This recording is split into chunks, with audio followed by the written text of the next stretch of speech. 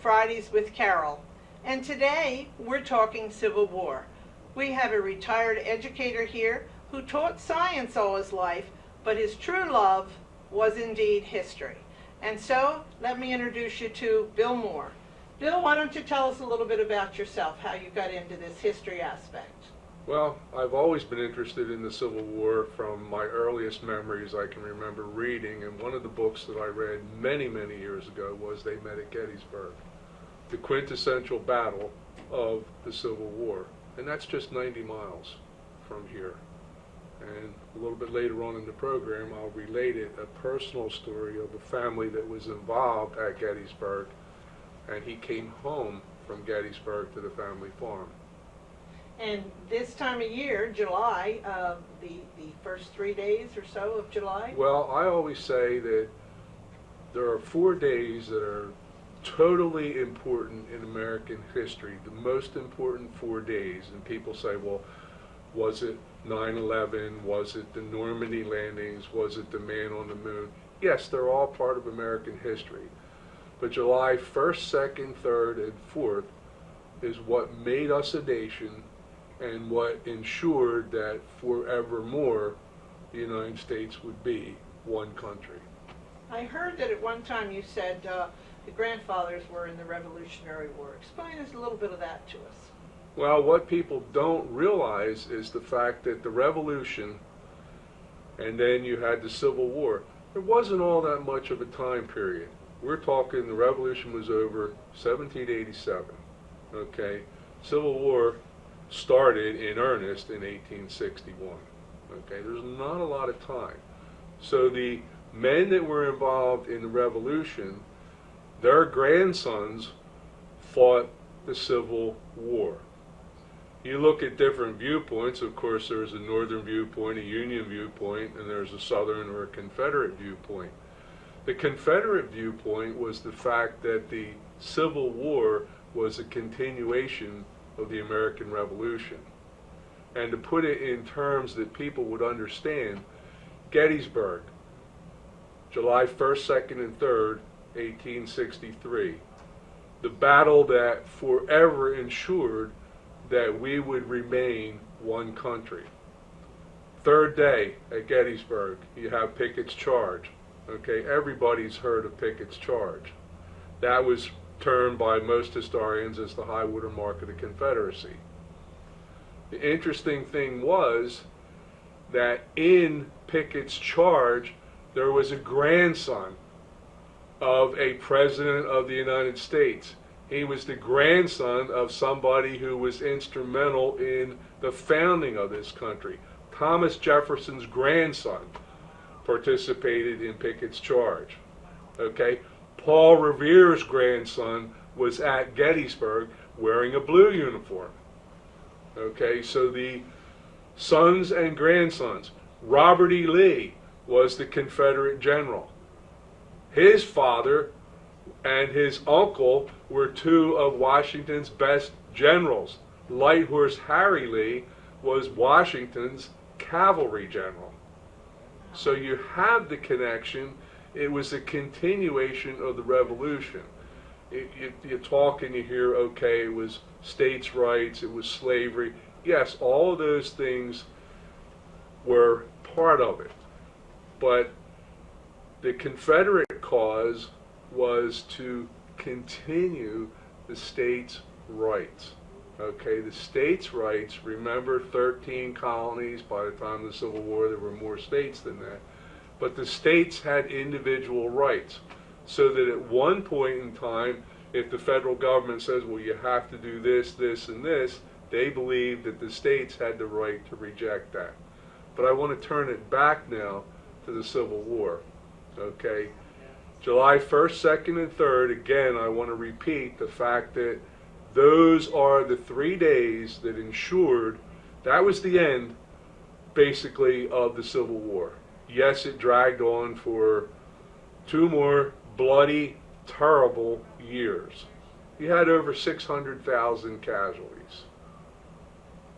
The Battle of Antietam, more casualties in a single day than in any battle in American history.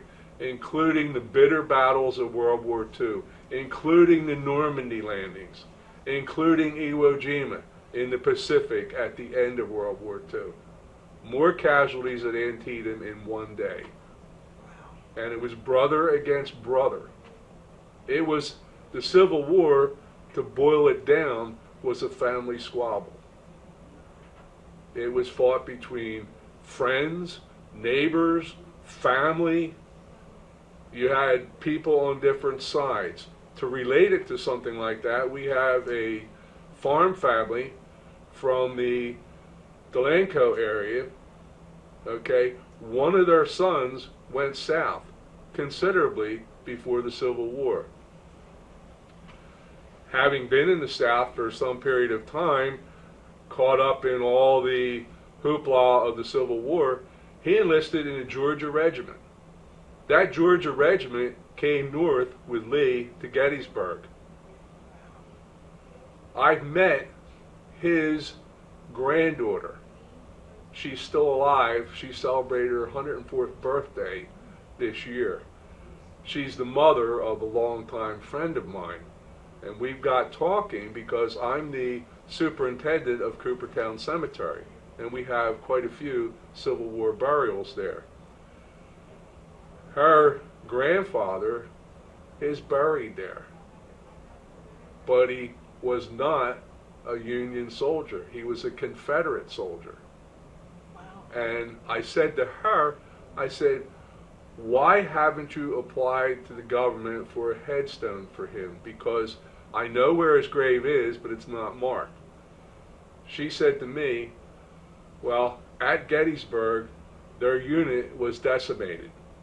They lost their officers and non-coms. The guys talked among themselves, and many of them had had enough. He walked home from Gettysburg, 90 miles to the family farm along the Rancocas Creek. And I said to her, I said, what was he wearing? Can you imagine walking 90 miles in a gray or a butternut uniform? Did he have a Union uniform? Did he have civilian clothes? But he came home to the farm from Gettysburg. And that I think is just an incredible story. And she said, well, we never said anything to the government because we thought that the Confederate government would be mad that he came home. Wow, they didn't want him to be listed as a deserter. Right. Wow. But it was quite commonplace at that time during planting seasons because remember, during the Civil War, most of America was agrarian. There were farms. Okay, there weren't the factories, although the factory system started, and the factories were what helped the Union prevail during the Civil War. But guys went home during the planting season. They went home and planted. There were women and children. Yes, the women picked up the slack, but the men had to come home, and it was a common practice. In many instances, the Confederate Army looked the other way. They were glad to have you back. Yeah, you were gone for weeks at a time, but hey, you're back now. We need you. Wow, Okay. that's wonderful. Well, why don't we take a little break here, and we'll be back with Radio Vision Network, Morning Coffee, Friday with Carols, and we're learning Civil War history today, folks, so call your friends and tell them to tune in.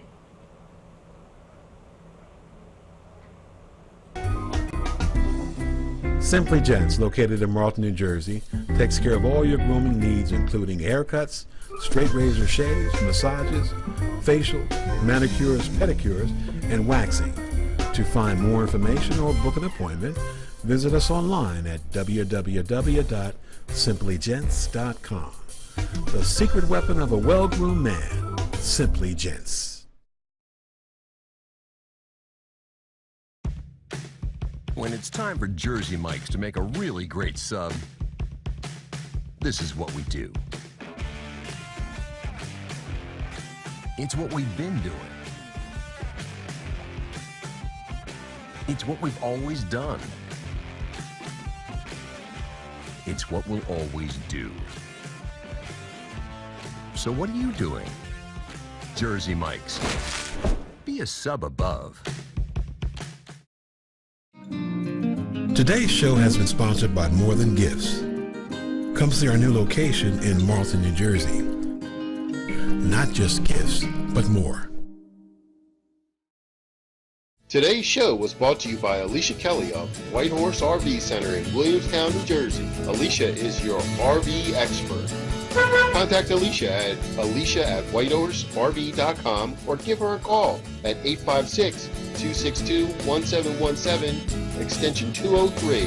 When you think of RV, think Alicia Kelly.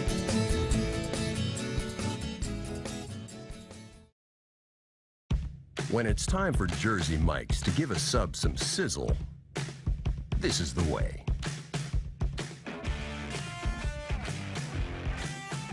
The way it's always been.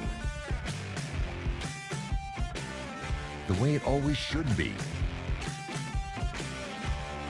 The way it always will be.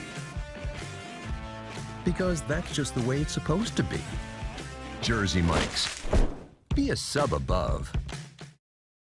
Extra Innings is the nation's premier indoor baseball and softball training center, featuring indoor batting cages, 7 multi-use tunnels, and training rooms. Extra Innings can provide professional instruction, private and group lessons, and the best year-round clinics. Along with a nationally recognized pro shop that features the latest and widest selection of equipment and apparel, our experienced staff can provide you with the right instruction and help you find the best equipment for your ability and budget. Extra Innings, where the game never ends. Today's show has been sponsored by More Than Gifts.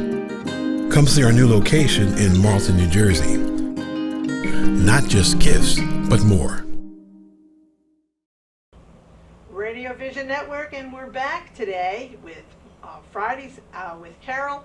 And today I have our historian, William Moore, who is telling us all about the Civil War. So call your friends up and tell them to turn on Radio Vision Network and learn something here about the Civil War. So what else do you want to tell us about the Civil War? Well, I'd like to relate a couple vignettes of units that were involved in the Civil War. I think acts of bravery, acts of selflessness, okay, to give you a picture of the Civil War. Oftentimes, you know, we find out about the generals, we know about Meade, we know about Lee, we know about Grant, and we know where they were from day to day. We know their thoughts, but we don't often have the thoughts of the common soldier, the privates, okay, the guys that had to do the fighting. But I'd like to start with a vignette of a Confederate general, Lou Armistead, and back to Pickett's charge. I think you start to get the idea that I'm pretty interested in Gettysburg. That was my first focus in the Civil War. Lou Armistead actually participated in Pickett's charge. He, for all practical purposes, led a good deal of the men at Pickett's charge. Pickett's charge occurred over open ground, over a mile, I think probably close to a mile and a half, on the center of the Union line on the third day at Gettysburg. Before that charge, Confederate artillery opened up on the Union lines, and between the Confederate artillery and the Union counter battery fire, it was the largest artillery battle on American soil in history. Okay?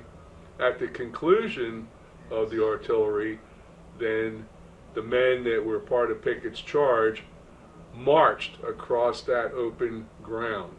They marched in parade formation. Leading them, or part of Pickett's charge, was Lou Armistead. Now remember something, you looked out on the field and you could see these soldiers. And at that time, the Confederate infantry was the finest light infantry in the world. Okay? We hear the fact that they were poorly equipped. Yes, they didn't have the comforts. Some of them were barefoot. Okay? Maybe they had a blanket. They didn't have anything else to sleep with. Maybe a blanket. But they took good care of their firearms. Now here they come. All right, you're in the Union lines. You're looking down. There's 12,000 of the finest infantry in the world coming at you. You look out there, there's one soldier. You could obviously see he's a general. He's got general's insignia on his uniform. He's got a general's hat on. He's out front leading those troops. He draws his saber. He waves that saber in the air, exhorting his men to continue. They get closer to the Union lines. At this time, Union cannon fire is focused on these troops. They're not shooting cannonballs anymore. They're shooting canister. They're shooting grape shot. These are steel balls in a group. So it makes each cannon like a huge shotgun. They're blowing holes in the Confederate ranks. Confederates are going down. They're dressing the ranks. They're closing the ranks. Here's Lou Armstead. Forward, men, forward, men. They actually took one of the Union batteries. Alonzo Cushing's battery was taken by these men of Pickett's charge. Lou Armstead was mortally wounded as they went over the wall into Alonzo Cushing's battery. And as he lay propped up against one of the cannons, he was asked by Union, and all he did, he asked the Union men there, "Is my friend okay?" Because the pre-war, pre-Civil War, the Army was very small. Probably no more than 20,000 men in the Army. All the officers knew each other. They either went to school with each other, they fought in the Mexican War with each other, or you might have, okay, your general was your instructor at West Point. So it was a very, very close-knit group. And all he asked for Was his how buddy was his okay? friend. Yeah. Wow. Now, the aftermath of that, they didn't have enough men to hold that position. Lee's intent was to break the center of the Union line. He had that much confidence in those men, but they didn't have enough to hold the ground. So the survivors streamed back. A little bit of local color. 23rd New Jersey was our local Burlington County outfit. 23rd wasn't at Gettysburg, but a group that the 23rd met in battle before that was at Gettysburg. And they are reputed to have come out on the field to prevent a Union counterattack when the survivors of Pickett's charge streamed back down into the Confederate lines. And there was the Confederate general, Robert E. Lee, rode out on his horse to meet those guys. And all he said was, "It's my fault." He felt it was his Yeah. fault. And why did he feel that? Well, Because he didn't he have ordered enough the men? charge, He and ordered the charge. you know, it did not succeed. It came that close. It came. The men on both sides were as close together as we are in this room. Hand-to-hand combat. It came that close, and historians say, well, the artillery barrage went over the Union lines, was ineffective. He shouldn't have attacked the center of the lines. Jeb Stuart, the eyes and ears, the cavalry leader, wasn't there for part of the battle.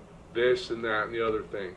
But I think if you look at it, one of the important things, and it's often overlooked by historians, is the fact that most of the men in Union Blue at Gettysburg were fighting for their homes. No, they weren't all from Pennsylvania. They were New York, Pennsylvania, New Jersey, from New England, Maine, places like that. But remember something. This was an invasion. Lee hoped to turn the tables on the Union by invading the North. And this was the great invasion of the North. People were worried. They were worried for Washington. Harrisburg, the capital of Pennsylvania, was threatened. you had Confederate troops within marching distance of Harrisburg. Now, what turned the tide? Yes, those Confederate troops were superb, but they were from Florida, Virginia, the Carolinas. Many of them had marched most of the distance from those states. Yes, sometimes there were train rides and things like that. But the guys in Union Blue had a vested interest. Because it was home turf. Their home turf was being invaded. You had to repulse the invaders. There was no, well, we'll wait till another day. We'll lose this one. And no, you had no choice. You had to stop that. Now I want to turn back and look at another battle, and I want to talk about a group of people, the Irish. Potato famine. The Irish left Ireland by the millions. Okay? When they got to New York and Boston and Baltimore, there were recruiters right there. Sign up. Join the Union Army. Well, it looked pretty good. You got a uniform, you got a firearm, you got food, and you got paid.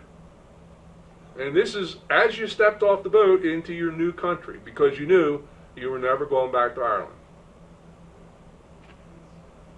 The Irish Brigade, one of the premier outfits in the Union Army, 69th New York Irish. They still exist. Okay? Fredericksburg. Okay? Confederates are up on the heights. They're behind a stone wall. Union generals say, you've got to take that hill. Couple attacks, the attacks were repulsed. Again, Union troops had to cross open ground and then attack up a hill. Entrenched Confederates. Hold that thought for just a second. We're going to talk about Mary's Heights, the hill. Yeah.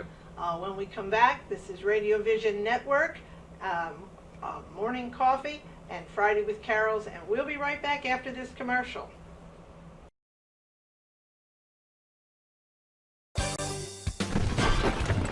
Today's show is sponsored by Hargrove Demolition, your demolition experts.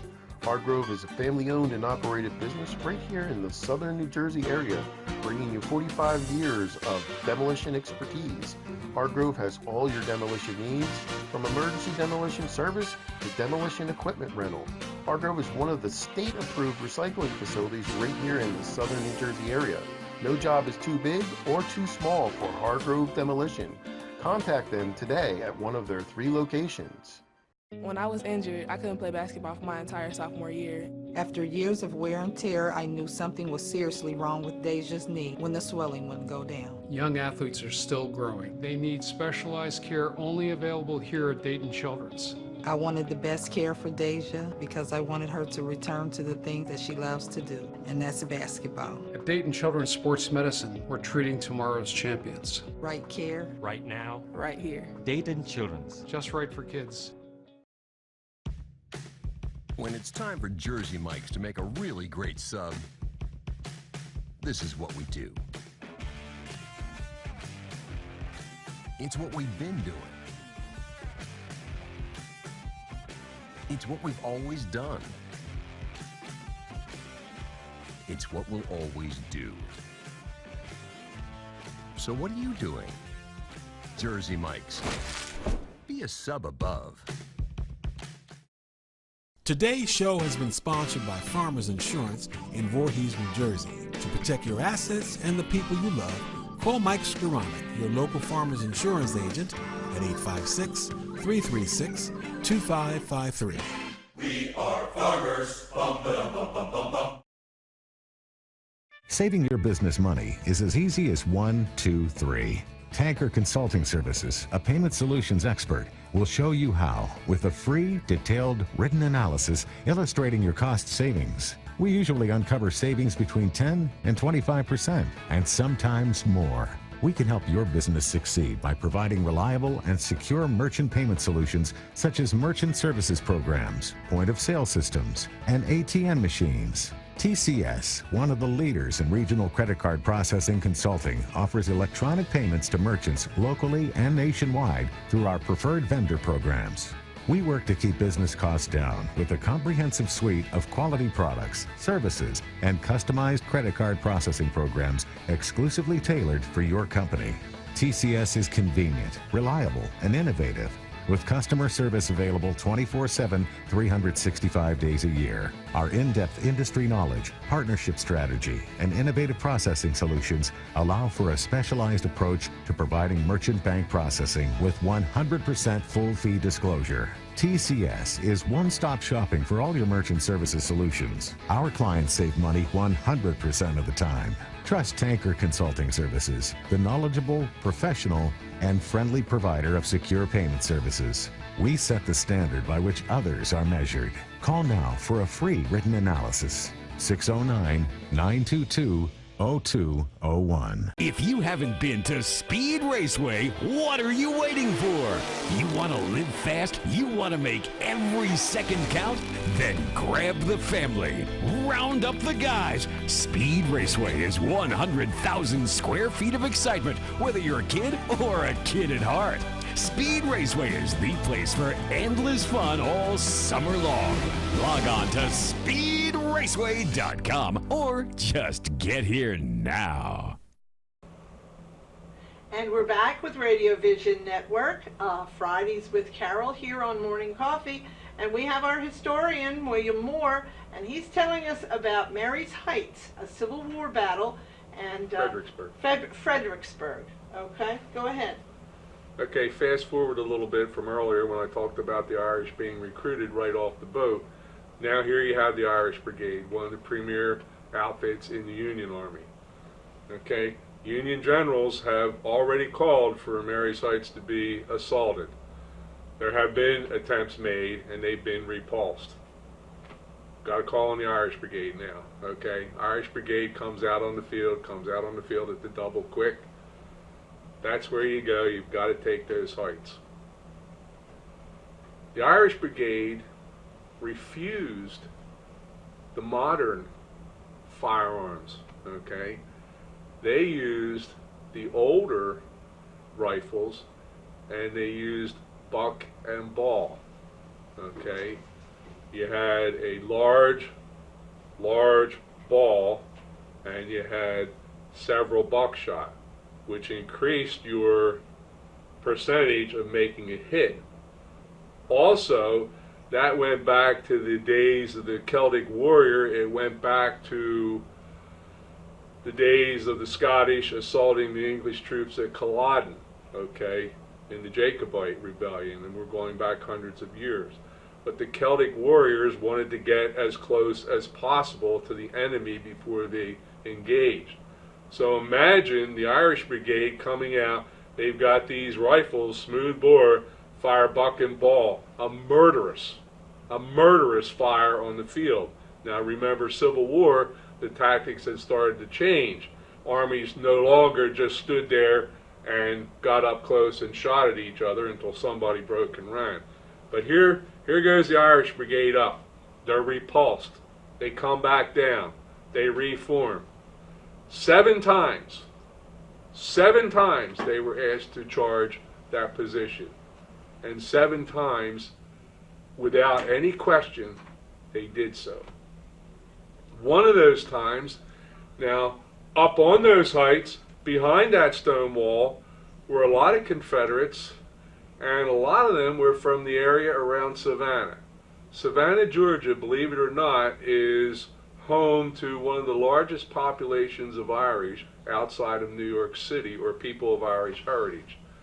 So you had fellow Irishmen up there on the heights looking down on the Irish Brigade assaulting their position. One of the Confederate generals looked down, and the Irish Brigade had a green flag. Okay, that green flag was known all over the battlefield. You could see it all over the battlefield. He looked down and he said to his men, he said, "Here comes that damn green flag again." Now the Irishmen up on Mary's Heights saw the Irish Brigade coming, they stood up from behind their stone wall, gave 3 cheers to their Irish brothers. And some of them probably were, no doubt, were related. 3 cheers for the Irish Brigade, got down behind that stone wall, and shot the hell out of them.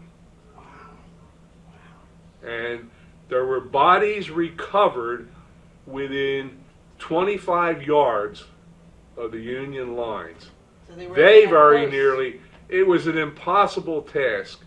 The Union generals that ordered that probably should have been court-martialed because they squandered one of the best outfits in their army on an almost impossible task. Well, we've been talking Civil War here, and why don't you tell us some of the Civil War organizations that you belong to and how other folks who are interested in the Civil War can join us? Well, I'm the past commander of Lincoln Camp 100, Sons of Union Veterans. The Sons of Union Veterans were formed in the 1880s, and they are the legitimate down from the Grand Army of the Republic, which was the veterans organization from the Civil War that the Union Army belonged to. I had never done any genealogy, and at one time the Sons of Union Veterans was you had to have somebody that was related to somebody that fought. That is not the case anymore. If you're interested in the Civil War, we have associate members. You can do anything and everything that somebody who had a relative in the Civil War can do. So if your ancestors just came over at the beginning of World War I, or you've come since then and you're interested in the Civil War, we welcome you. We welcome your interest in the Civil War to perpetuate the memory of these men, particularly the boys in blue that kept our country one. And the chapter that you're in is the Lincoln Camp 100, and Yes. that meets, where do they usually meet?